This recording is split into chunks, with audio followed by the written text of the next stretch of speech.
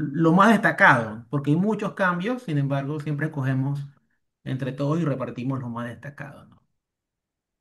Vamos a ver, de mi parte, el cambio en el ITBI, las resoluciones derogadas del estatus de las ONG, las cumplidoras y las no cumplidoras, la famosa lotería fiscal, el decreto ejecutivo 26 que reglamenta el sistema de la lotería fiscal. Vamos a casarlo con este tema de lotería fiscal. Una resolución que hace unos cambios en la creación jurada de DECEN y otros temas más que encontré en el camino cuando estaba preparando esta presentación. ¿Ok?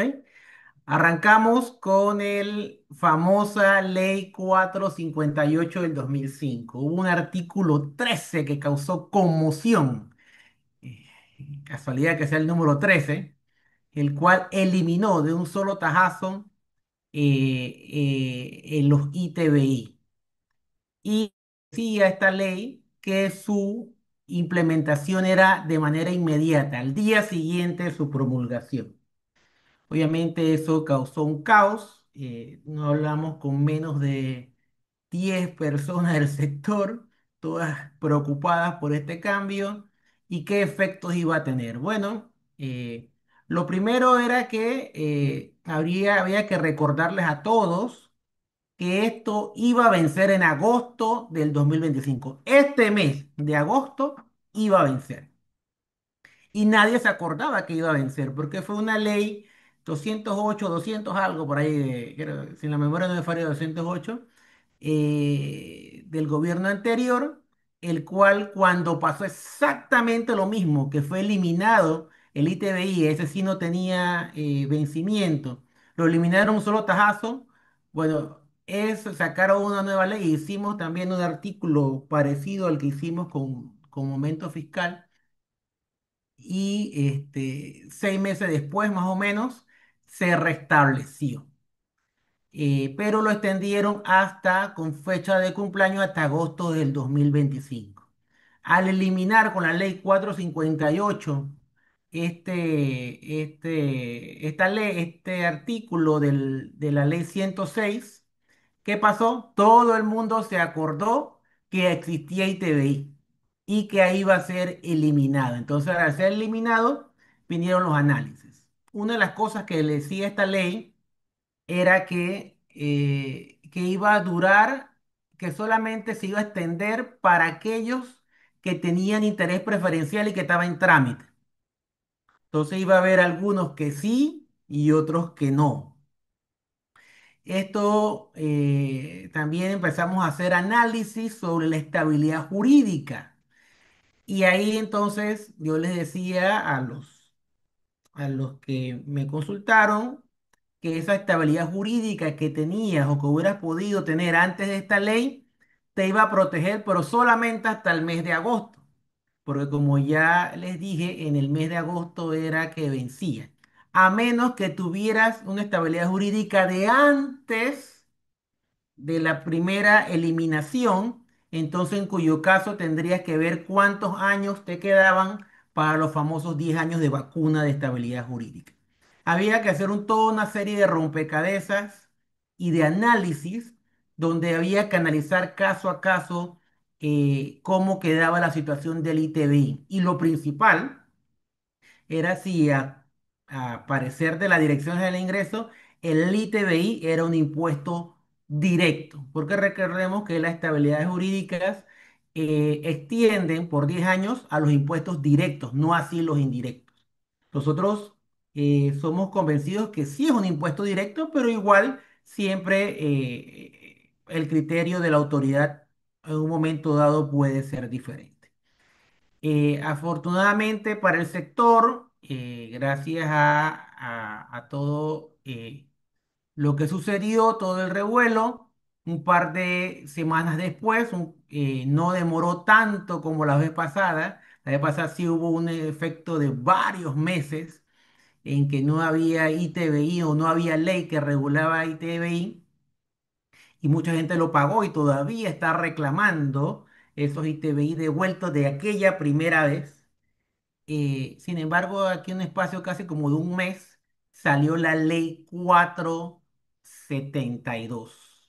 Eh, ya no, casi no ponemos los números de año. Mucha gente me preguntará por qué. Simple y llanamente porque desde cierta época para acá las leyes son corridas. Así que aquí llegaremos como en Colombia, la ley, aquí ellos podrán ver la ley 20.343 sin ningún problema, porque todas las leyes de a partir de cierto, de hace como 3 años son corridas. Entonces es la ley 472. Esta ley 472 hace extensiva, o primero suspende todos los efectos de la ley anterior y lo extiende hasta el 31 de diciembre del 2005 en cuanto a los intereses preferenciales. Eh, y restablece la exoneración del ITBI en la primera vivienda y no solamente lo restablece, sino que en vez de vencer en agosto, como ya estaba programado, está venciendo en diciembre. Aquí no me voy a meter en líos con los amigos constitucionalistas.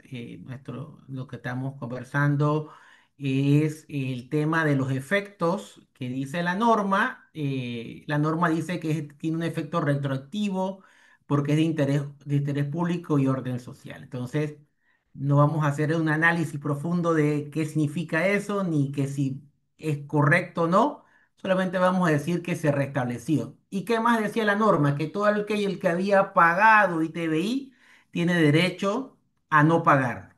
Lo que significa que tienes derecho a solicitar una devolución de dicho impuesto en caso de que tuviste que sacar alguna escritura de apuro, algún cliente que está urgido, entonces que no cumplía con los intereses preferenciales, como decía la norma anterior, y entonces, si lo pagaste, tienes derecho a pedir esa deducción.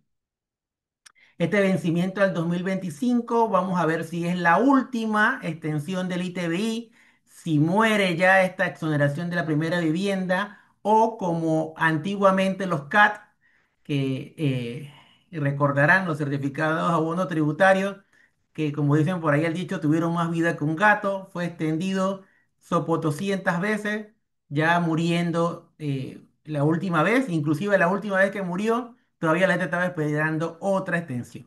Asimismo, vamos a ver si el ITBI, esta es la última y definitiva vez que ya vamos a escuchar de exoneración para la primera vivienda, convirtiendo o encareciendo el tema de la venta o la compra para el público de viviendas, porque ese 2%, a pesar de que lo paga el vendedor, y sabemos que no lo puede trasladar, inclusive la norma indica que es prohibido que lo pague el comprador. Sin embargo, sabemos que un libro oferta y demanda, un empresario o una persona que tenga algún negocio analiza todos sus gastos, incluyendo los impuestos, que es parte de los gastos, y simplemente va a ajustar su precio de venta. Así que vamos a ver qué sucede con si es la última vez que escuchamos del ITBI en diciembre 25 o va a haber una extensión adicional de esta exoneración que al final del camino podría trasladarse a los consumidores finales. Aquí todavía sigue siendo el análisis, la norma de estabilidad jurídica, y si el ITBI es visto como estabilidad jurídica, como un impuesto directo o no aplicable a estabilidad jurídica, porque aquellos que la tengan podrán invocar luego de diciembre de 2025, y si muere definitivamente, podrán invocar aquellos que fueron inscritos antes de la eliminación de que tenía fecha de cumpleaños, de agosto 25, con la ley anterior, y contar los 10 años, pero eso sí, tienen que estar inscritos antes de eso. Obviamente, como siempre decimos, igual hacen las advertencias cuando son cosas médicas, consulta a su médico. Aquí siempre decimos, consulta a su tributarista de cabecera, ¿verdad? Para ver si su estabilidad jurídica, en caso de tenerlo, podría intentar aplicar este beneficio. Como bien dijo Felipe hace un momento, una de las excepciones del Código de Procedimiento Tributario de algún tema de interpretación es haber consultado a experto y que ese experto se haya basado en alguna norma. Entonces, es un tema de eximiente de culpa, así que es muy importante siempre consultar a su tributarista de cabecera. Como ya lo dije, el artículo 5 dice que esta norma es retroactiva y podrán pedir la devolución todos aquellos que pagaron luego de esta fecha 24 de abril hasta la fecha que salió la norma 472. Obviamente, como dije, no vamos a meternos en temas con los amigos constitucionalistas, ellos harán sus análisis, nosotros solamente tenemos que decir que la norma salió de forma retroactiva. ¿Ok? El tema, este tema de las ONG siempre para mí fue algo como que viene el lobo, viene el lobo, viene el lobo. Me pasa mucho con temas de ciertas áreas económicas especiales, donde Felipe, Carlos y los demás amigos tributaristas que nos acompañan, no me dejarán mentir, cuando un tributarista iba y usted qué hace aquí, usted está gastando su tiempo porque realmente aquí no pagamos impuestos. Algo parecido a veces pasaba con las ONG cuando uno le decía todo el cumplimiento que tienen que tener. Sin embargo, muchas de ellas no consultaban los temas tributarios, solamente una auditoría financiera, que de repente el auditor financiero desconocía los temas de actualidad. ¿Qué resulta? Los temas de impuestos. ¿Qué resultó, queridos colegas y amigos? Con la resolución 201-4523 llegó el lobo. ¿Y el lobo qué hizo? El lobo eliminó de plano todas las resoluciones. Sacó una lista de ONG donde le suspendían la exoneración. ¿Qué consecuencia trajo esto para ellos y sus donantes? Que las empresas o las personas naturales jurídicas que habían donado a esas ONG, de la noche a la mañana se le convertía en no deducible. Y adicional, estas ONG les obligan a presentar los informes pendientes, o son merecedoras de una multa por esa presentación. Eh,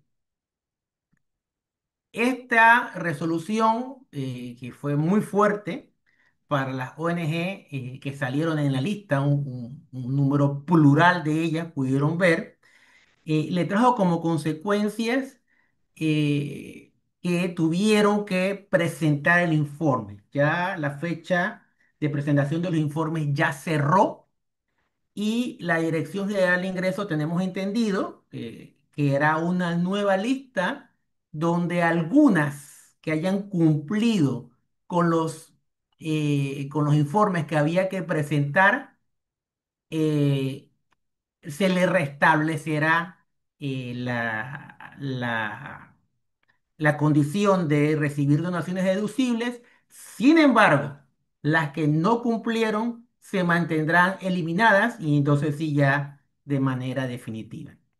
Aprovechamos la oportunidad para comentar cuáles son nuestros informes para aquellos que no están duchos en la materia.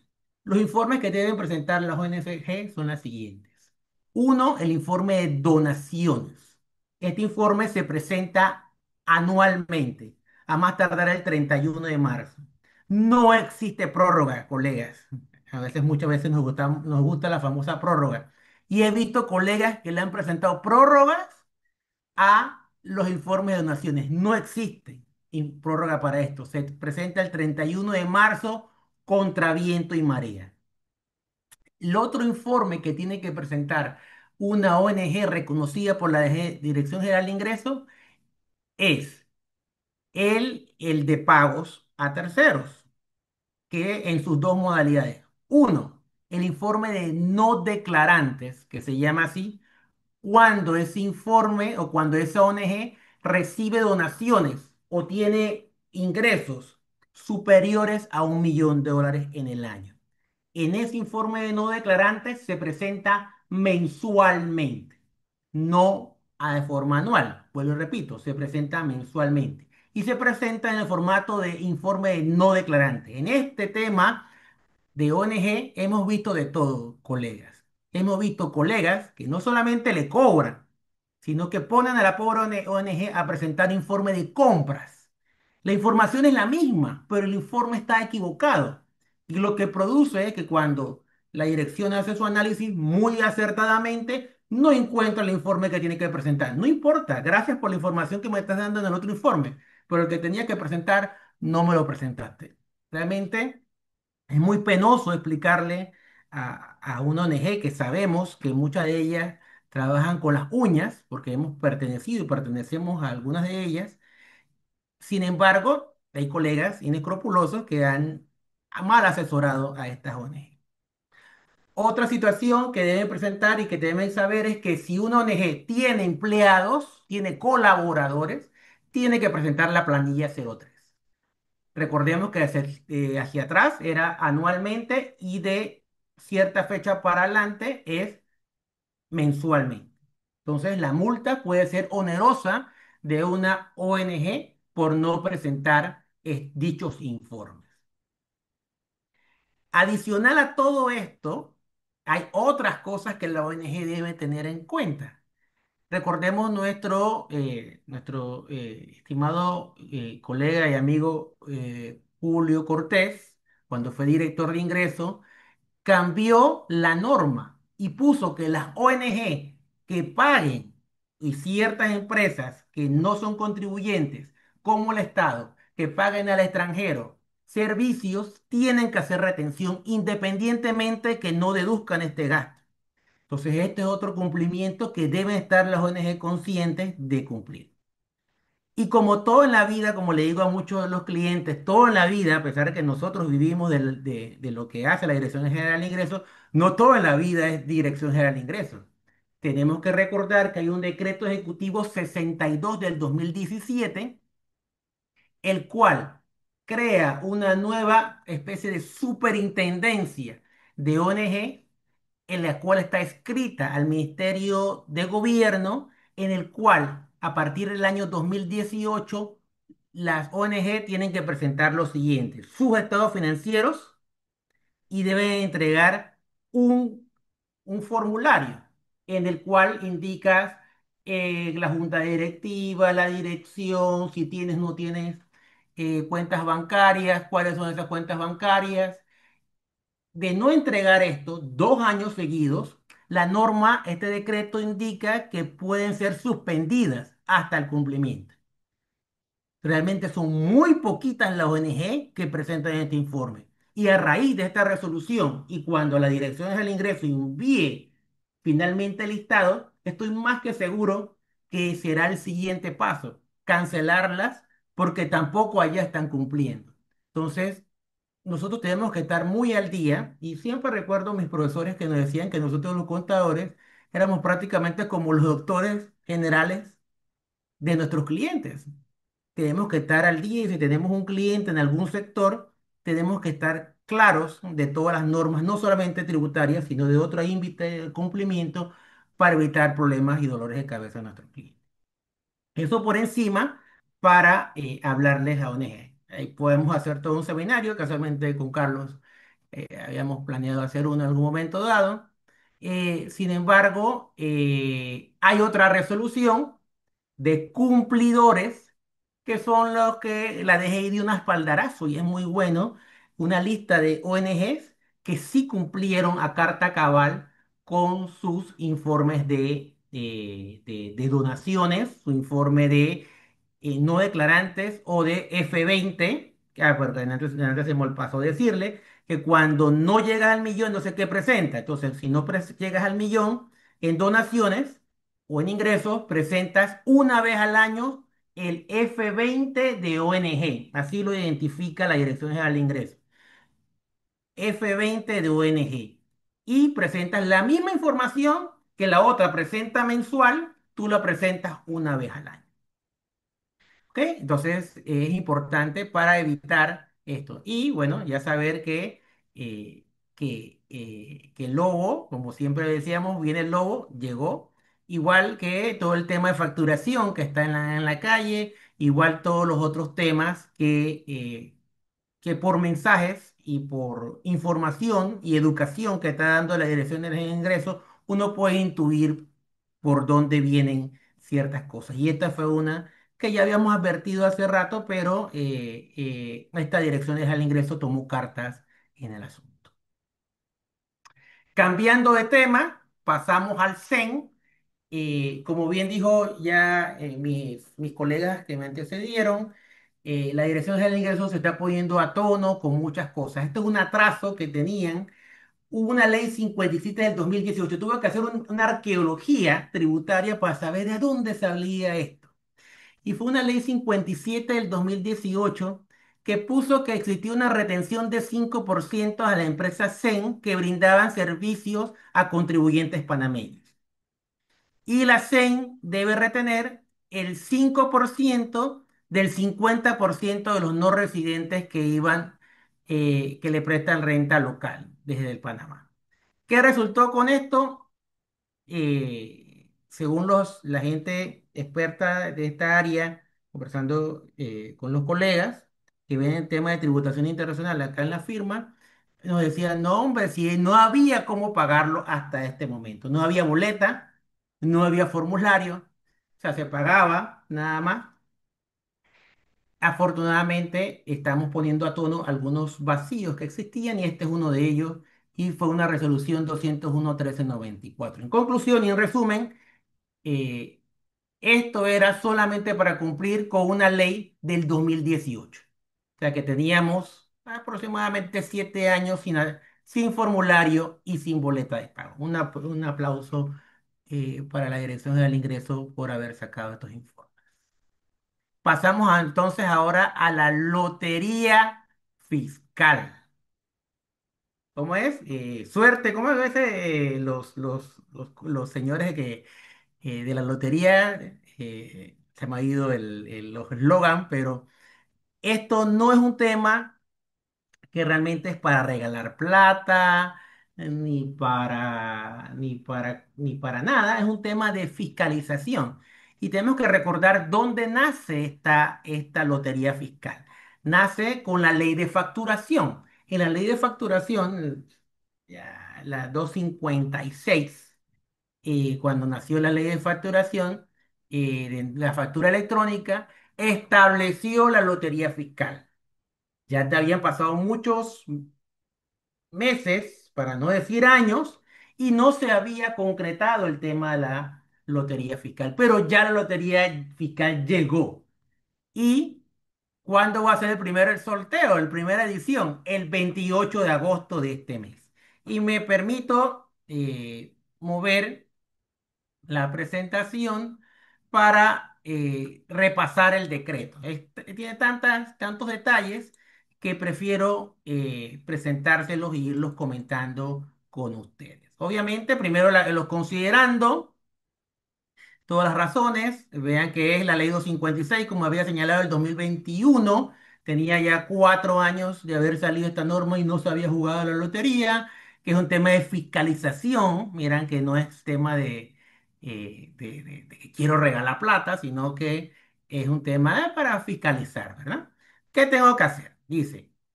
Primer artículo, se instituye la lotería fiscal como sorteo oficial sujeto a los preceptos del presente decreto publicitarios. Para fines publicitarios podrán ponerle otro nombre. Podrán participar todas las personas naturales, solamente las naturales, no vayan a meter y que voy a meter la factura de mi empresa, solamente las facturas que tengan su nombre, en los buzones designados por el MEF a través de la Junta de Control del Juego, uno o más sobres, o sea que te eche los sobres que quieras, no tiene una limitación de sobres. ¿Quién está limitado? No pueden participar. Bueno, va a estar un tema de notario público, dice que los sobres solo podrán extraerse al momento de realizar la lotería en presencia del notario y un funcionario de la Junta de Control del Juego, y no podrán participar en lotería servidores públicos de la Junta de Control del Juego ni la Dirección General de Ingresos. Es igual que cuando participa una empresa, no puede participar las personas, los colaboradores de esa empresa. Una vez habilitado el mecanismo de la lotería digital, se podrá participar remitiendo las facturas de manera electrónica y conforme al procedimiento que para tales efectos se establece. El artículo 3 señala los jugosos premios. Va a haber 25 premios y va a ser un total de 110.000. Va a haber 5 premios de 10.000 cada uno, haciendo un total de 50.000, 10 premios de 5.000 que haciendo un total de 50.000 y 10 premios de 1.000, cada uno para hacer un total de 10.000. Las facturas en cada sobre. Los sobres a que se refiere el artículo 2 deberán contener como mínimo 5 facturas o documentos equivalentes a este, entregados a sus clientes por las personas obligadas a emitir facturas fiscales. Ese, por sus proveedores, pues, pero bueno. Las facturas deben estar a nombre de la persona que participa. No hay que va a agarrar ahora la del tío, la del primo, la del abuelo. No, no. Tiene que estar la factura a su nombre, porque si no, usted pues lo puede echar en el sobre, pero después cuando viene la premiación, como vamos a ver más adelante, lo anula. Las facturas o documentos equivalentes deberán cumplir con las siguientes condiciones. Ser expedidas por equipos fiscales autorizados y en el caso de factura electrónica debe imprimirlas, que ese es un tema de impresión, abro paréntesis, no comprendo un poquito la fiscalización que se está llevando a cabo, donde están exigiendo que tenga un file de facturas electrónicas cuando el objetivo de la factura electrónica era eliminar el papel. Cierro paréntesis sobre ese comentario, que es otro tema. En todos los casos, las facturas deberán cumplir con lo establecido en el artículo 5 de este decreto ejecutivo y la ley 76. Solo se admitirán facturas emitidas hasta 2 meses de antelación a la fecha. O sea que no puede meter facturas de mayo, no puede meter facturas de abril, tiene que hacer facturas si se está jugando en agosto, de agosto o de julio. Así que evite perder su premio, porque capaz que sale y le anulan por no cumplir el requisito. Las facturas incluidas en los sobres deberán contener como mínimo, y aquí copian todo lo que es la ley de facturación, que ya conoce. Información en el sobre, cada sobre deberá contener en su exterior, en la parte de afuera, de forma clara y legible, nombre completo. Cuidado con los que escriben feo. Dice de manera clara y legible. Yo tendría que escribir a máquina. Nombre completo del remitente, número de cédula de ser panameño, carnet, residente permanente de extranjero. Cuidado con los extranjeros que no están legales. Pueden ganarse una deportación. Dirección física, correo electrónico, número de teléfono. Se ganan 10.000, pero se ganan un viaje de regreso a su país. Cuidado. Se celebran al menos 4 anuales. Se van a celebrar. Remisión de los sobres depositados hasta 7 días antes. Ojo, si juega el 28, tiene que presentar el 21, no pierdan la oportunidad de ganar. Antes de la fecha de realización de la lotería, en las urnas en que los efectos hayan sido habilitadas, serán trasladados a las oficinas centrales designadas por el MEF. Cualquier sobre que no se encuentre debidamente cerrado será nulo. Pónganle gomita, señores. Usen sobres con, asegúrense que está cerrado, porque si el sobre se abre, también se lo van a descalificar. Coordinación de la lotería. Cada una de las tómbolas será coordinada por el MEF por conducto de la Dirección General de Ingresos. Desarrollo de lotería. La lotería será pública y se llevará a cabo en el lugar designado del MEF con la presencia de un notario público quien certificará el desarrollo del proceso. El día de la lotería, una persona del público, o sea, que está pasando por ahí, puede ser que sea seleccionado. ¿Para qué? Para al azar extraer los sobres, los cuales serán validados, perdón, por el funcionario de la Junta de Control del Juego y la Dirección General de Ingreso conforme a las siguientes reglas. Que los sobres estén debidamente cerrados, o sea, que sacan los sobres, revisan que estén cerrados. El que no está cerrado, te perdiste. Adiós. Que los sobres contengan la información del artículo 6. ¿Cuál es el artículo 6? Todo lo que dijimos, letra clara, que sea panameño, o que residente, dirección, bla, bla, bla, bla, bla. Y que los sobres contengan al menos 5 facturas válidas. Aquellos sobres que no cumplen con las reglas establecidas serán rechazados. Y me imagino que se sacará otro. Si las facturas contenidas en el sobre cumplen con los requisitos establecidos, se anunciará en voz alta el nombre completo, la cédula o pasaporte del participante ganador y toda la familia le va a aparecer hasta la que no había visto en mucho tiempo. El artículo 11, participación múltiple. Una misma persona podrá resultar ganadora más de una vez sin ningún problema, siempre y cuando se traiga su nombre. O sea que usted puede ganar uno de 10, uno de 5, uno de 1000, puede ganar de los 5 de 5000, de 10.000, puede ganarse la mitad y ningún problema, puede ganarse 3 y no tiene ningún problema. O sea que podría salir con $30.000 de esta lotería. O solo los 50.000, se tiene la gran suerte que los 5 sale su nombre. ¿Ok? La misma por se extraerán sobres hasta completar el número total de premios. Obviamente, si no cumplen, se van reemplazando. No lo dice, pero es la lógica. Al finalizar la lotería, ya se apagan las luces, se extraerá al azar 15 sobres adicionales que no hayan sido seleccionados como ganadores. O sea que los sobres de los ganadores se salvan, pareciera. Pareciera. Y como ganadores para fines de fiscalización tributaria de las facturas del proceso por parte de la Dirección General de Ingresos. Y luego los otros se destruyen. Los sobres no seleccionados serán destruidos en presencia del funcionario de la Junta de Control de Juegos. Solamente se va a fiscalizar estos 15 adicionales, según lo que dice la norma. ¿Ok? Los premios otorgados, ya los hablamos. ¿Cuáles son? La publicación de los ganadores, se publicarán los nombres de los ganadores en el periódico de circulación. Los requisitos se entregará mediante transferencia CH y los ganadores deberán gestionar el pago de los premios en las administraciones provinciales de la Dirección General de Ingresos.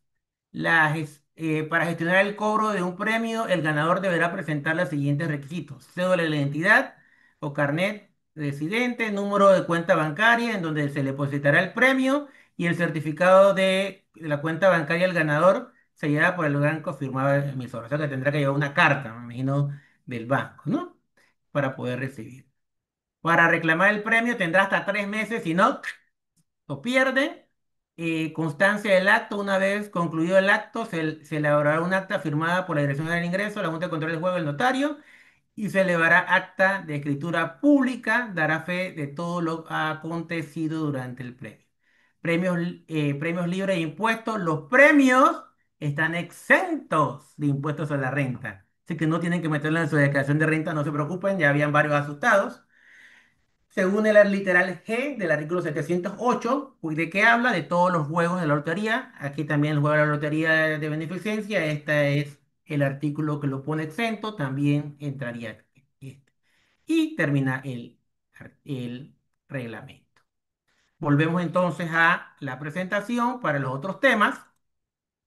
La resolución 201, cambiando de tema, la resolución 201-3486 del 17 de abril, que no estaba en el listado, lo encontré porque ya había otro seminario de actualización y lo encontré y me pareció interesante. Modifica el criterio de selección de contribuyentes, grandes contribuyentes, ingresos mayores de 20 millones y que a su vez posean activos o iguales a 60 millones. Y se publicará la lista de grandes contribuyentes.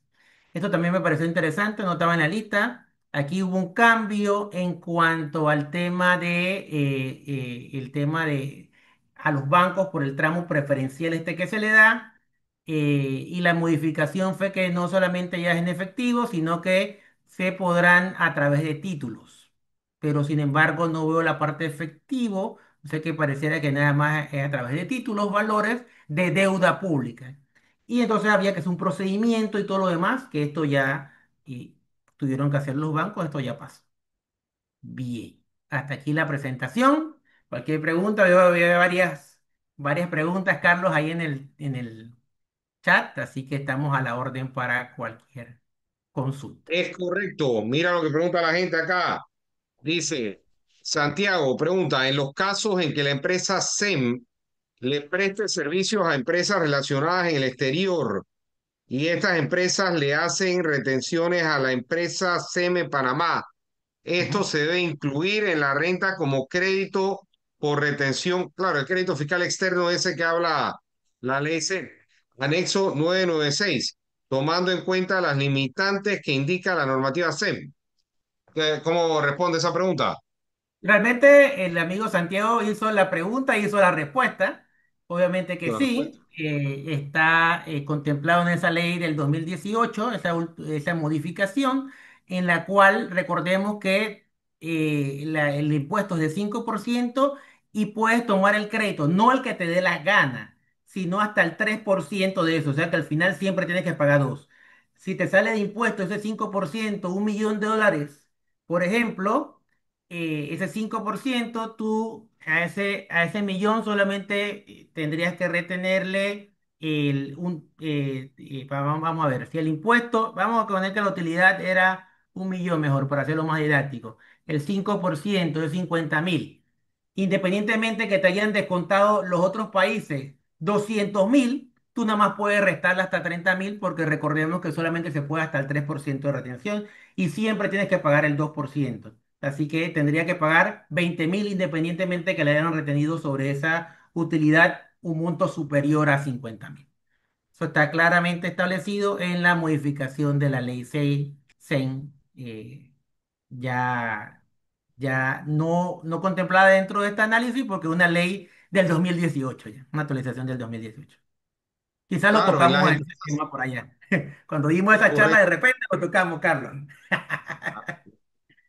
Pregunta Luis Ramos, amigo mío, en la empresa SEM, aunque la facturación se realice de un propietario, disculpa, venía mira, Sí, esa es dice, la por última. favor, si los alquileres comerciales están exentos del ITBMS en las empresas SEM, aunque la facturación se realice de un propietario fuera de la jurisdicción. Wow. No recuerdo haber hecho tanto de Zen, pero si me repite la pregunta para ver si la hilamos. Vamos a ver, mira, dice, por favor confirmar si los alquileres comerciales están Ajá. exentos del ITBMS en las empresas SEM, aunque la facturación se realice de un propietario fuera de la jurisdicción. Recordemos, fuera de la jurisdicción, vamos a entender no jurisdicción extranjera porque si no, no tuviera ITBMS. Vamos a pensar que es una jurisdicción panameña. Habría que revisar la ley de CEN, si está exento o no de ITBMS. Así de memoria, esas leyes especiales siempre trato en su momento dado, hacer el análisis con la ley en la mano, porque no me gusta decir cosas Buenas que no noches, Pacheco. tenga claro, pero sí podemos señalar de que ¿iba a decir algo, Felipe? Sí, nada más que en un momento dado, nada más tener claro de que las normas en materia de ITBMS en las zonas francas o zonas especiales ha cambiado en los últimos tiempos, ¿m? Y particularmente el alquiler propiamente dicho, antes en las zonas especiales o francas, que causaba ITBMS, ahora con las nuevas leyes que se homologan zona libre con Panamá Pacífico, crean algún beneficio. Actualmente, dentro de zona libre, el alquiler que anteriormente era grabado con ITBMS ya no es grabado con ITBMS. Igual en una zona especial o franca. Sí, la ley de zona libre está sumamente clara por la modificación, pero recordemos, por ejemplo, lo que pasó en Panamá Pacífico. En Panamá Pacífico nació con la ley exenta. Sin embargo, cuando vino la modificación de uno de los párrafos, colocó que solamente está exento el desarrollador maestro. Entonces, y en las zonas procesadoras para la exportación, el La ley desarrollador. 41, la ley 37. Ajá. Entonces, en ese sentido, le eliminó a Panamá Pacífico de un solo plumazo esta ley que modificó el ITBMS, no modificó la ley de Panamá Pacífico, sino la de ITBMS, puso que solamente está exonerado por empresas que se estén dentro de Panamá Pacífico. O sea, habría que revisar la ley de CEN, de Definitivo. repente aquí, Sí. la estamos buscando y en unos minutos después, de repente de que Carlos expone, le podré tener la respuesta de ese tema. Muy bien. Siguiente, Carlos. Hay una pregunta acá que, bueno, la Jonathan, además de tributarista, ha tenido una carrera, por decirlo de alguna forma, en las ONGs, porque fue presidente de la Teletón 2030, que tiene una visibilidad muy grande en Panamá, y además en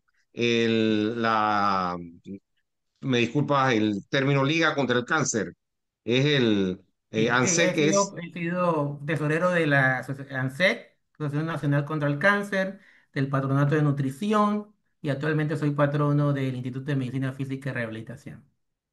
es correcto. O sea, que tienes una experiencia en el sector no gubernamental. Obviamente no se gana mucha plata ahí, pero se aprende No se bastante gana para cuando... nada, todo es voluntario, pero se Así gana es, escalones al cielo. es correcto. Bueno, ¿qué opciones se tienen para las ONGs que recibieron la resolución con las multas? Aún se puede solicitar reconsideración y presentar los informes. Vamos a ver, yo no recomendé a ninguno de los que me consultaron presentar reconsideración, porque qué vas a reconsiderar? La única opción es que hubiera habido un problema, por ejemplo, yo lo presenté, aquí tengo el certificado y allá no te aparece. Eso sería para mí el único motivo, porque no puedes asumir desconocimiento, hay un principio básico de la legal que dice que el desconocimiento de la ley no te exime de culpa, así que simple y llanamente había que presentarlos. Afortunadamente, la Dirección General de Ingreso muy atinadamente le ha dado la oportunidad a que si presentabas hasta cierta fecha, te iban a analizar lo que habías presentado, obviamente iba a haber el cruce de información, todos los análisis yo suponiendo, ¿eh? No es que estoy ahí adentro, ¿no? Todos los análisis y iban a validar. Si cumplías con todo, entonces van a sacar una nueva resolución, tenemos entendido, restableciendo. Ya hoy creo que estás tarde, la persona que está consultando. Había que presentarlo, salir corriendo, hacer los informes y pagar las multas que había que pagar en los años que había que presentar, principalmente en los últimos 3 años. Ok, otra pregunta que hace la gente. Una ONG que aún no tiene la resolución que la autoriza a recibir fondos, con conocimiento de ello no puede seguir operando hasta que el ministerio la emita, ¿correcto? Vamos a ver, esto es todo un proceso. Por eso que Carlos, de repente ahí organizamos lo que habíamos conversado, pero vamos a Sí. resumirlo bien brevemente, ¿no?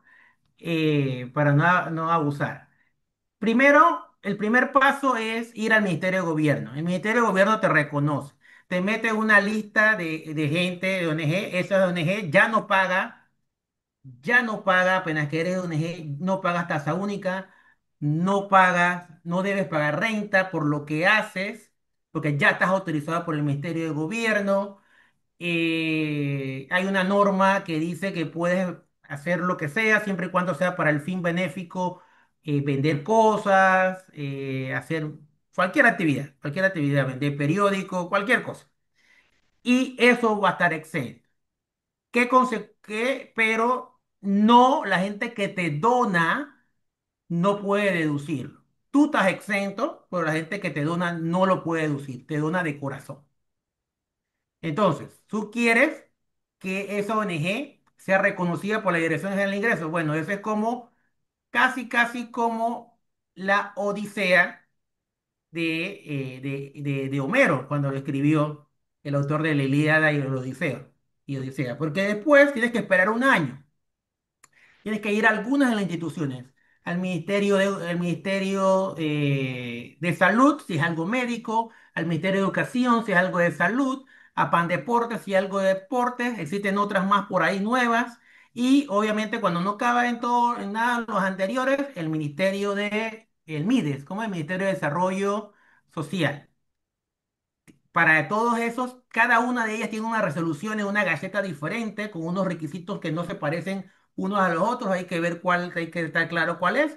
Y ellos se demoran su mes, sus 2 meses, 3 meses o lo que sea para hacerlo. En casi todos los casos tienes que tener un año de antigüedad.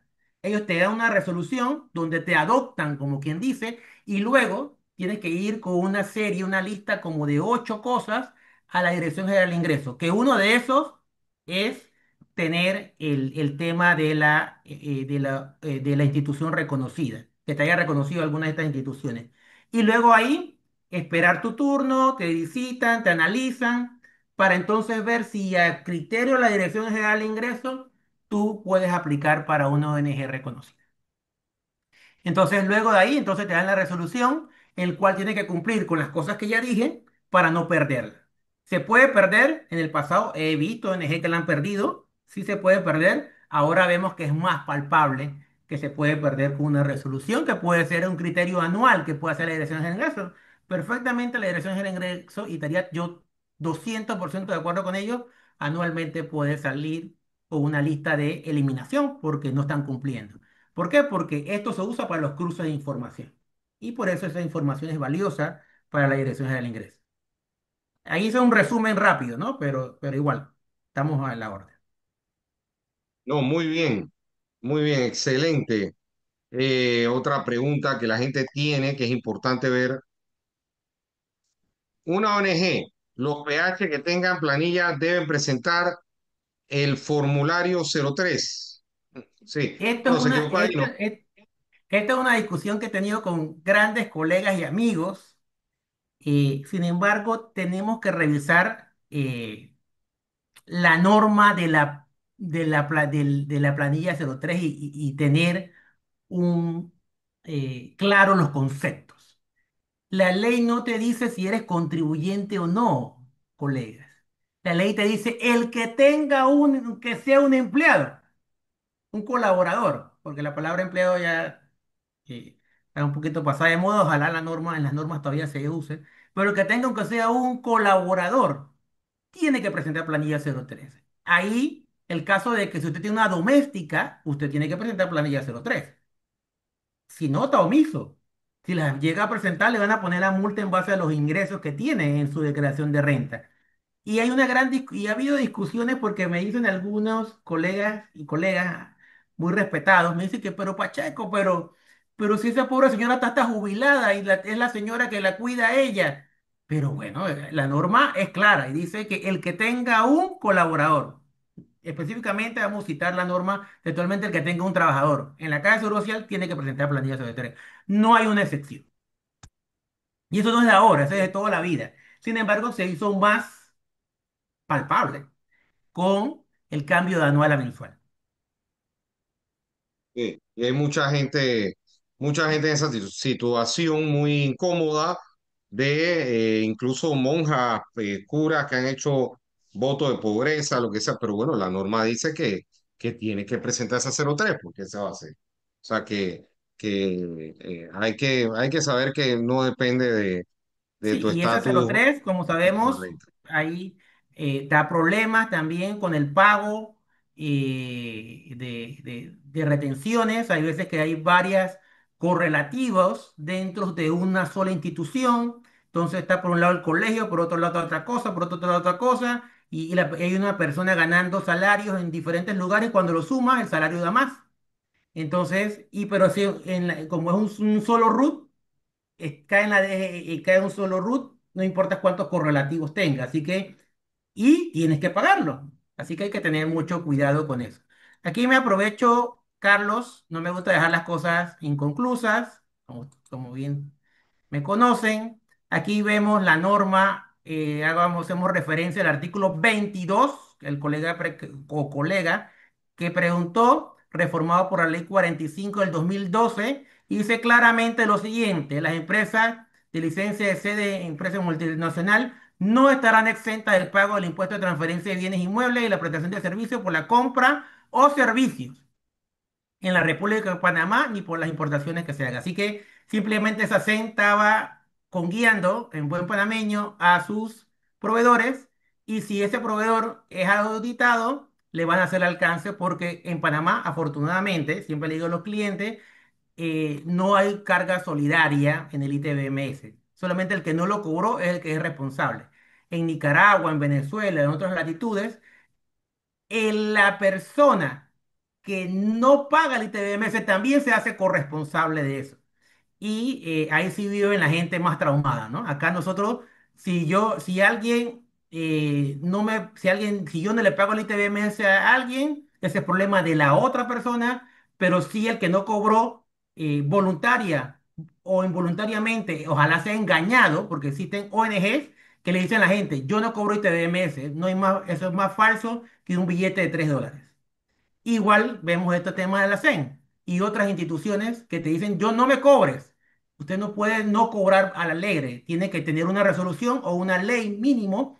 Y hasta con las resoluciones hay que tener cuidado, porque hay muchas resoluciones. Por ejemplo, hay resoluciones por ahí de Panamá Pacífico dando vueltas y ya esas dejaron de estar vigentes con la modificación que señalamos hace un momento.